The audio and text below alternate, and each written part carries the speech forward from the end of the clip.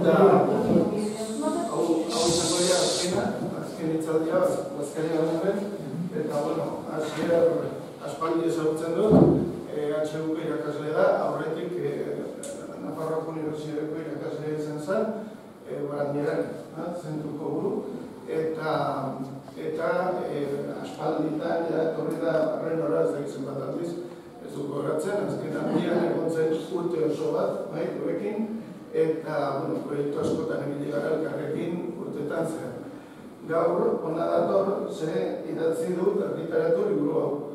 Aralar bertsoaren erromeria. Alegia, egin du Aralarri buruz egindako bertsoen bilduma bat. Eta horretaz arituko da. Eta gero, sinatuko du. Liburuak du prezio xume bat 15 eurokoa, eta nik suposatzen dut guztiek erosiko zutela ane bat, Frankek eskatu izkit 5, eta hor ditu gordeta, Y bueno, luego a la salida os firmará el libro a los complejos. Yo estaré ahí atrás y bueno, me encargaré de toda la gestión y luego así os lo terminará. Eta gero gauean, hoy a la noche en San Marcel tendremos una bertsoafaria y ahí también hará otra vez la presentación del libro y también seguirá firmando libros para los que no tengáis la oportunidad de adquirirlo ahora, lo podéis adquirir después. Eta hori da, va a participar también ahora Miquel, Altzuart, Altxolari, y bueno, echará unos versos al tiempo que Asier va presentando a mí ya es que.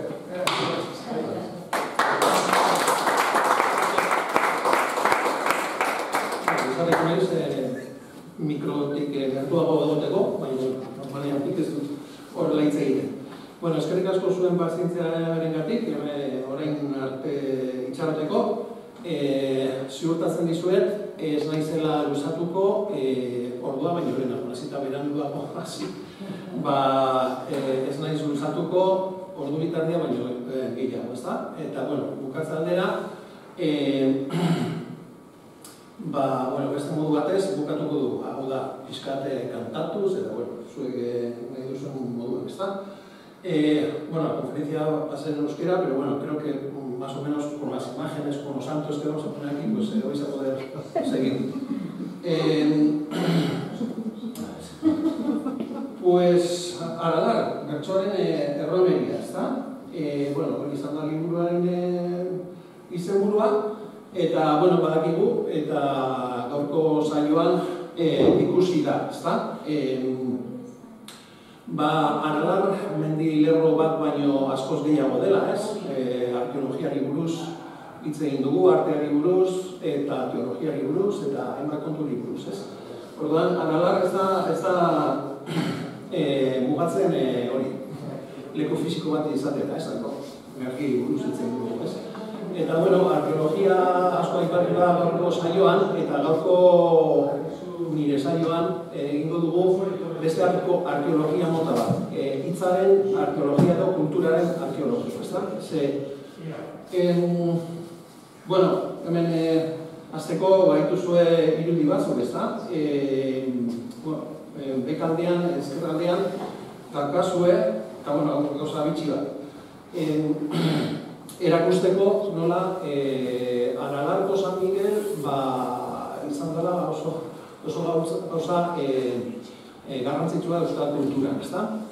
Eusko Alderdi Jeltzalea sortu zenean, handik eta urte gutxi batzuetara, erabaki zuten Eusko Alderdi Jeltzalearen armarrian egongo zela Aralarko San Miguel irudiaren irudi izango zela, ezta? Eta hortxe daukagu, Aralarko San Miguel armarri horretan. Jakin berri dut, 1909an, ondala, 16 urte. Hementxe bertan, ona etorri zala, Eusko Alderdi Jeltzalearen komitibo bat, eta egin zuten konsagrazio bat, San Migueli. Eta bertan parte hartu zuen Kirikiño, Evaristo Agustintza, Markinako idazle bat, eta berak prestatutako testu bat irakurri zuen, edo autoritza moduan, Aralarri eskintzeko. Pero hemen ikusten dugu, beste alderdi baten logoa, alderdia, Koresponabil, 2001an sortua eta 2017an desegin zena. Hemen ikusten dugu beste ikur bat, orain konpondu behar duena, eta Koresponabil horrantzean dagoen Juan Flores dabil ikurrori konpontzen, eraso bat egon zan horre kontra, eta Aralar ikertzen aritu dira hainbat eta hainbat, eta aritzen dira hainbat eta aritzen zarete batzuk, hemen izan ditugu adibide batzuk. Horien artean daukagu Maria Jimeno Juriok. Honek esaten zuen, Aralar espiritualtasunaren bihotza eta herri baten fedearen simbolo. Eta Jose Miguel Barandiaranek hainbat egonaldi egin zituen hemen berean, Aralarren, eta inguruko mendizketan, zelaietan eta bar, aurkitu zituen hainbat monumento megalitiko. Lehen aipatu duzuzuk, 70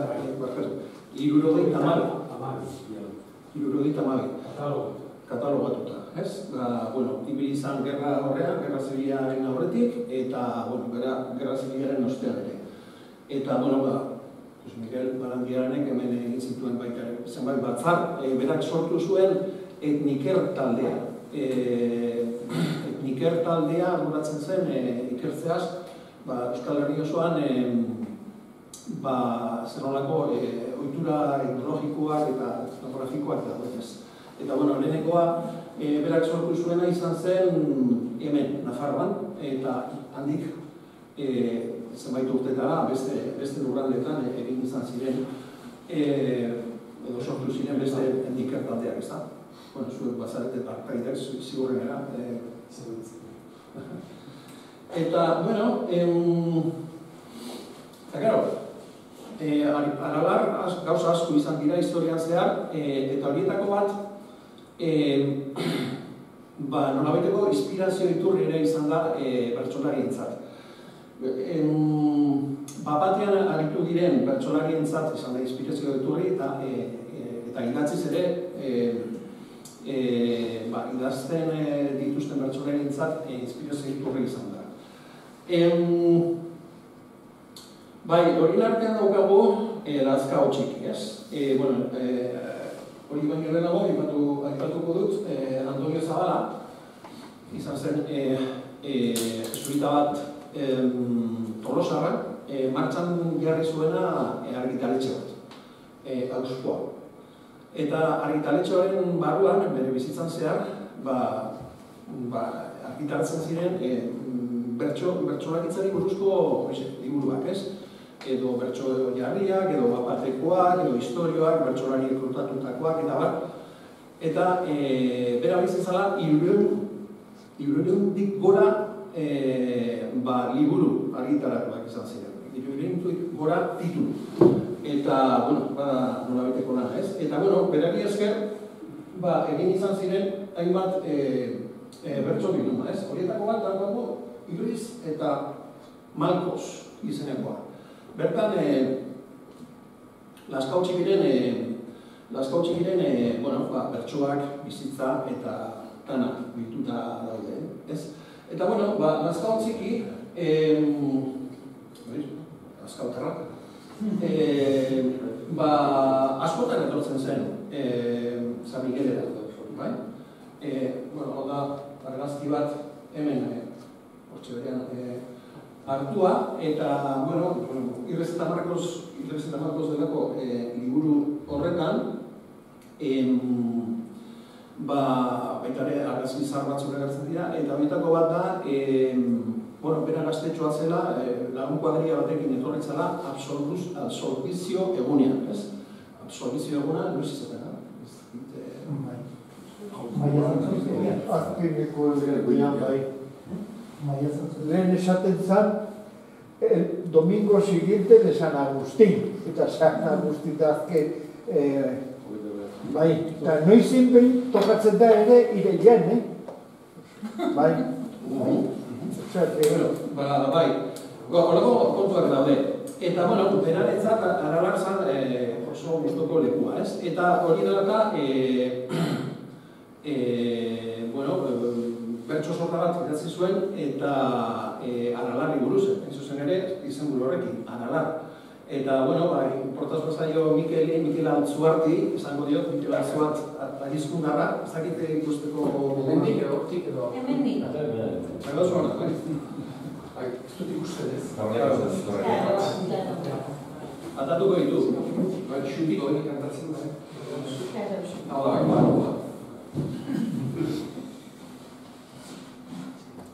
Aralar mendian nabilela, Lazkao txiki.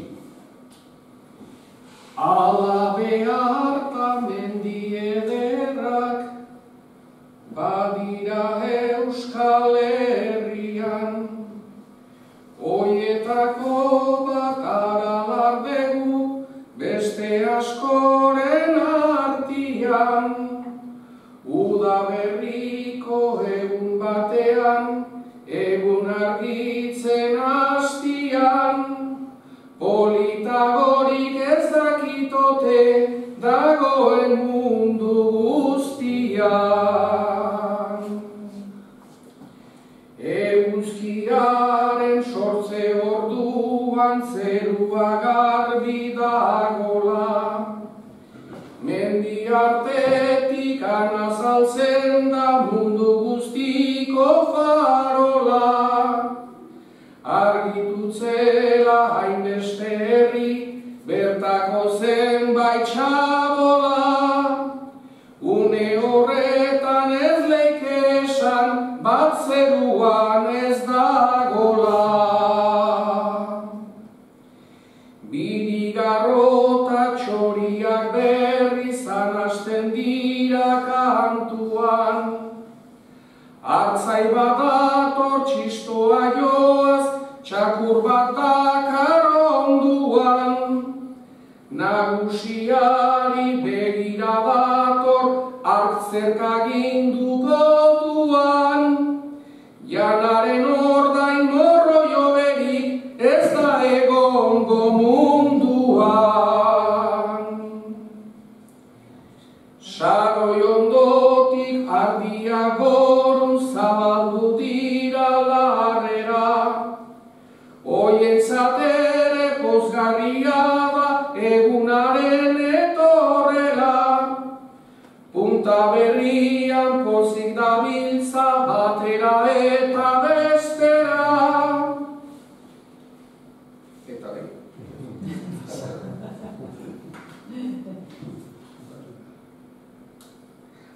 Nego beltzean zuten ametsa, oientzat orain bete da. Oilarra ere kukurrukuka, dago txabola atean. Nagusi jauna hartoarekin, noiz azalduko otean. Oioak eta oiandatxoak, harturik bere menpean, estuagorik egon liteke behinko granjaren batean. Erreka zango pago azpian, beigorri bat talarrean, idia zala ustenun baina, txal bat bagurrean. Ez da esneak burura jota, galdutzeko bildurrean, irian antza gehiago dauka errapeta muturrean. Moxal polit bat saltoka dabil, badu jostatzeko gaita, ama handauka aruntzagoan, ez dakit non duen naita. Amak irrintzi egiten dio, ondora ekarri naita, non baita bere ala beti ama baita. Azkena, etxeratzeko orduan nago, etxera itzuli behar, luzaro gabe berriro ere topatu gintezke alkar, baina joan aurrez besarkada bat, zu nahi baitzen dukear, torizu eta beste bat arte, agurtzen zaitut arala.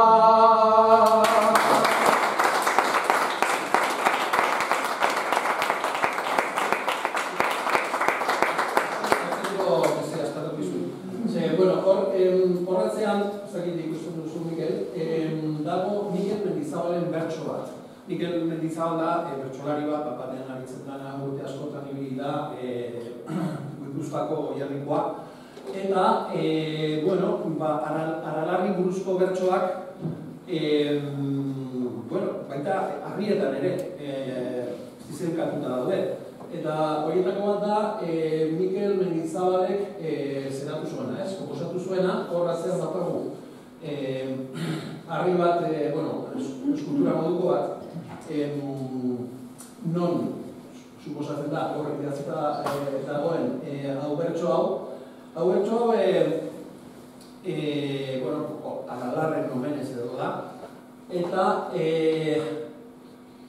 gaizak imutin baino zei doinoan kantatzeko modukoa da. Ez dakit hau sartzen zaren, hemen agertzen da... Bai, hemen dago leku izen bat, hau ezarri izan zen txintokitean, txintoki dago Aralar barruan, ez da? Eta orduan, txintokitean inauguratu zuten zera hori, eta hor dago bertsoa. Eta importazioa zaizu. Amasei herri mugatar, 6 urte mila malkar, harri bakoitza bestei begira, oretxiaz alkar, larre berria barozar, ibilaldi deia dar, herriak herri denon ondasun, izan begiaralar, herriak herri denon ondasun, izan begiaralar.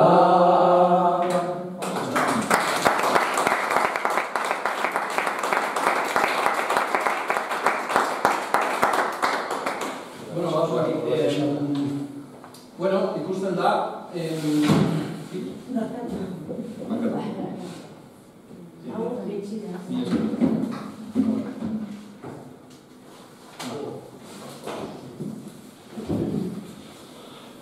ikusten da, Aralarrek ematen duela, askorako, behintzat bertsonaritzat. Hemen ikusten dugu, beraz, Mikel Mendizabalen bertsori,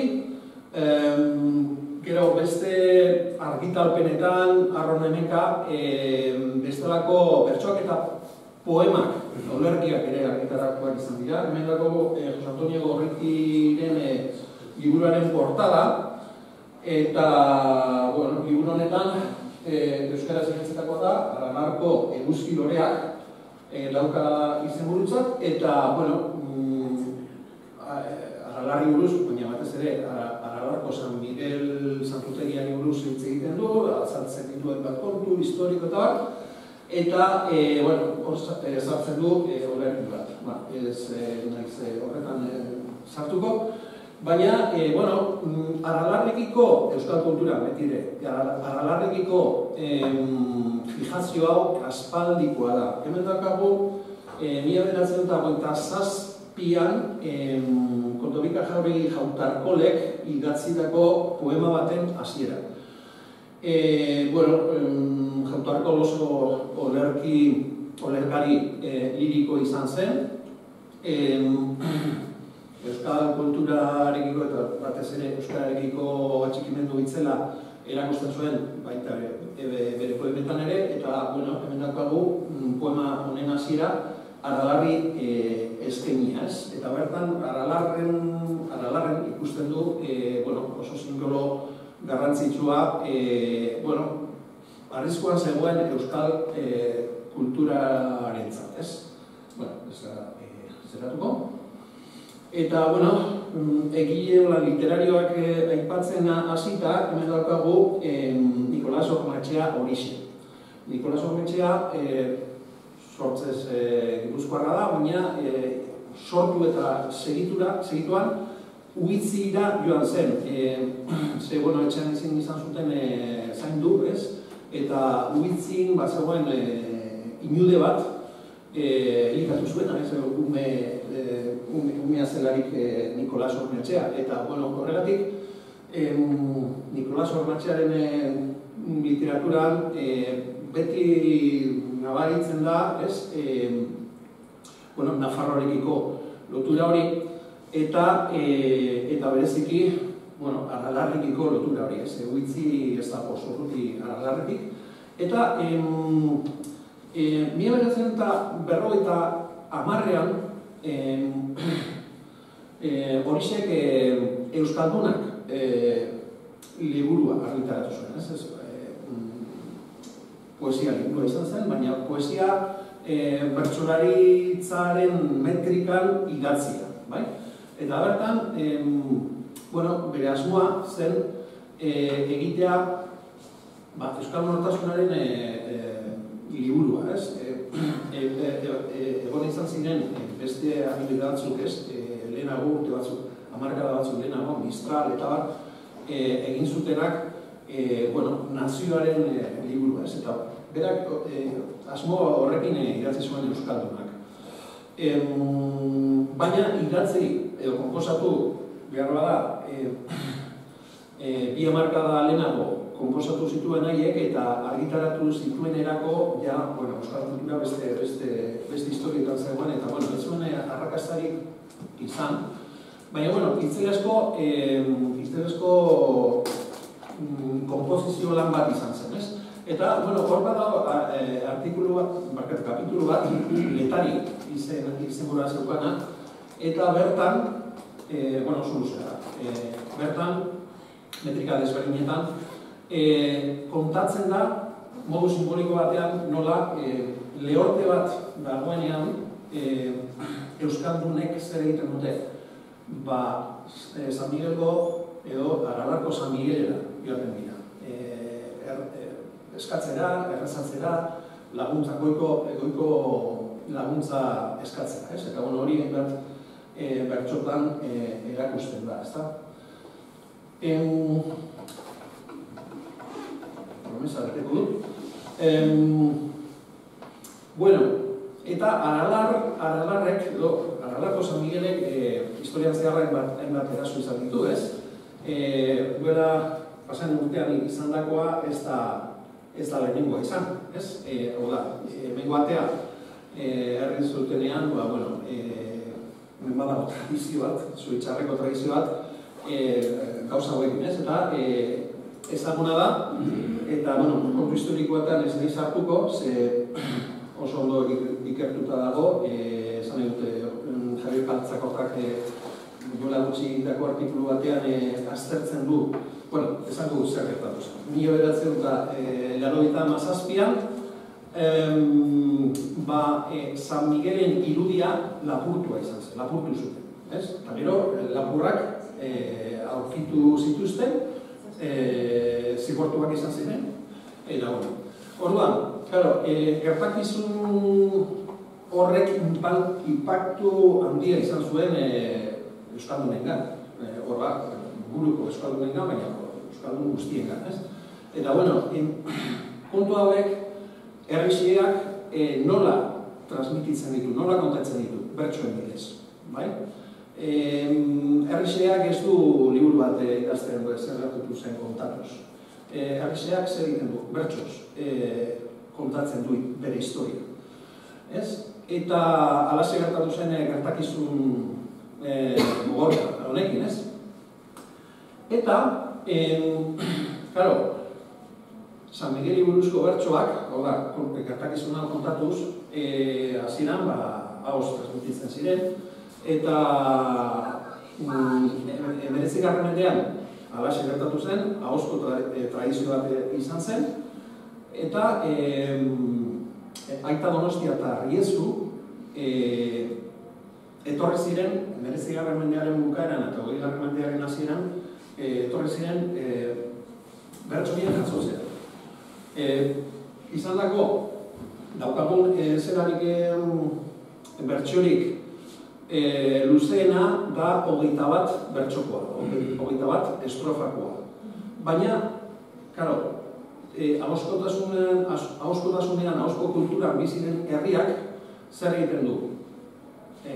Belarriz jaso, buruan gorde edo bihotzea, eta gero berriro kantatu, ezta? Eta berriro kantatzen duen bakoitzean, bakotxak sartzen dio bere ekarpentsoa, ezta? Eta horregatik daude San Miguelen bertsoari buruzko hainbat bertsio. Bertsio batzuk behintzat badaude. Eta, bertsiorik luzeena idatzez jarri da,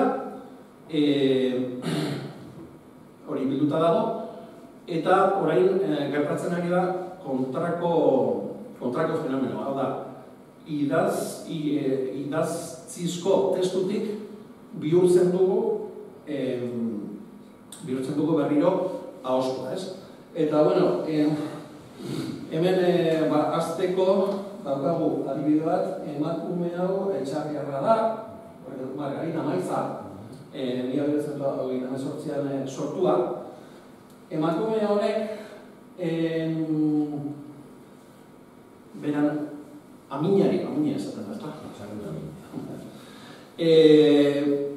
beran aminari, hobeto esan da, emakumeen aminak behin batean ezekin irakuzen. Behin batean etorri zen ona, Arralako San Miguelera, eta entzun zituen bertso batzuk. Buruz, gorde zituen, hori guztiak, etzekin irakutzen, eta ordutik, zeiten zuen kantatzen zituen bertsoiek, eta kantatzen zizkion semeari, beste batzuen artean, ez? Semea zan, emakumearen aita. Etxarriko borda batean sortua, eta emakumea ere etxarrik gertuko borda batean sortua, eta emakume honek bere aitari ikasi zizkion bertsoiek, eta niri kantatu zidan lehenengoa. Eta uste dut, entzuteko moduan egon dut garela, horrein.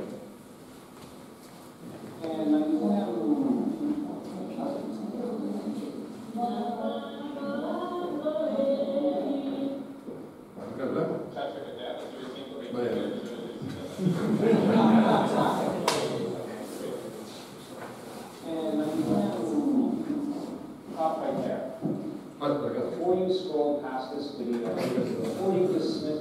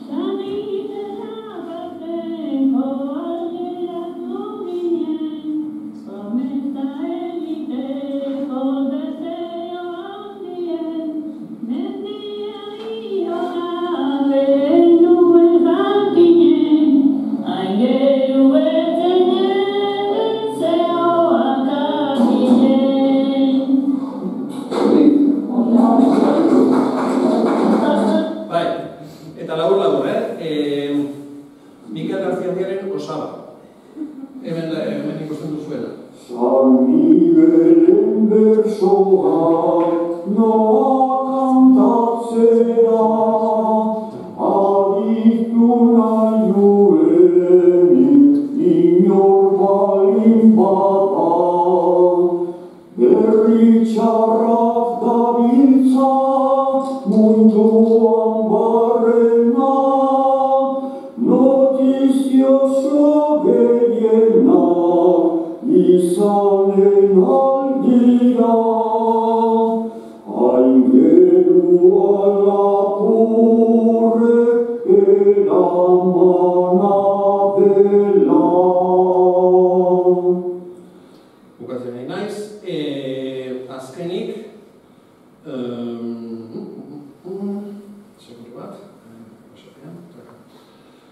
herri bereko beste etxarriar batek ere pasatu dit berak egindako, berak prestatutako bertsoa, baina gitarrarekin, eta honekin bukatzen hasiko gara. Mikel Ausmendiga bera, gazteagoa, besteak baino gazteagoa, biztan denez, eta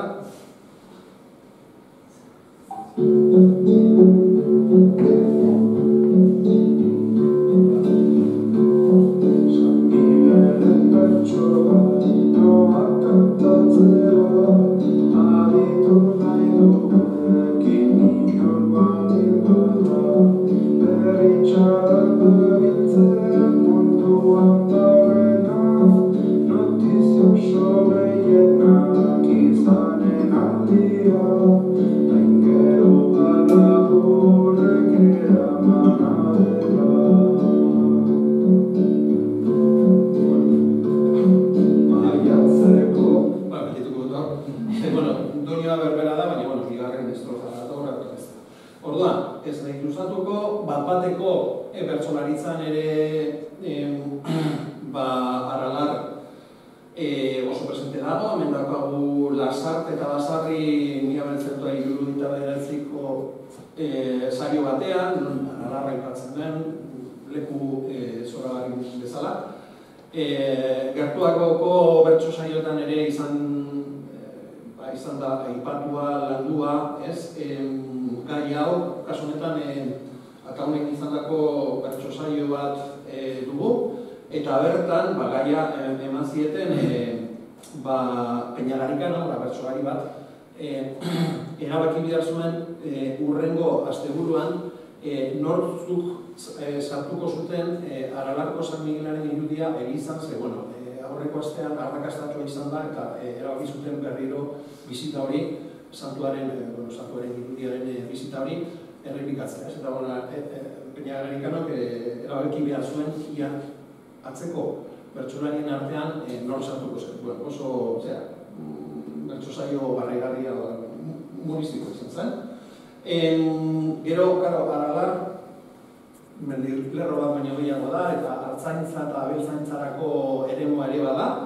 Eta, hemen Amets Arzaiuz eta Iker Zubediari eman zieten gaia izan zen, zegoen politika bat, ez zuzen ere, Idiazabal herrian, Aralarko pistei buruz, pistak, ia berriak egin, ez egin, daudenak zaindu, edo, horri buruzko, zaino bat izan zuten. Eta hoize, Aralar bertxotan, albertik da gurtza, fedea eta simbolismoaren eremu bat, inspirazio iturri bat, horretarako, ahozko transmisioa eta memoria kolektiburako eduki garrantzitsua potentea da, Aralar.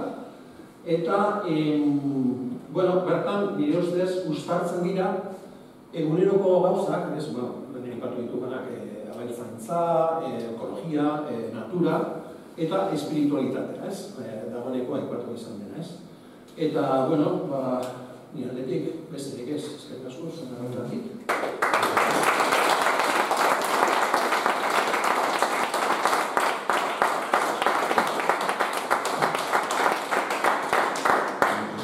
Alderarik, ikusten gozea da, Asier, hori, alderarik edo bestenaz esan dakoan, ebalko zuen liburua sinatzea, hor egongo da Asier eta sinatuko ditu. Aldera. Mila esker.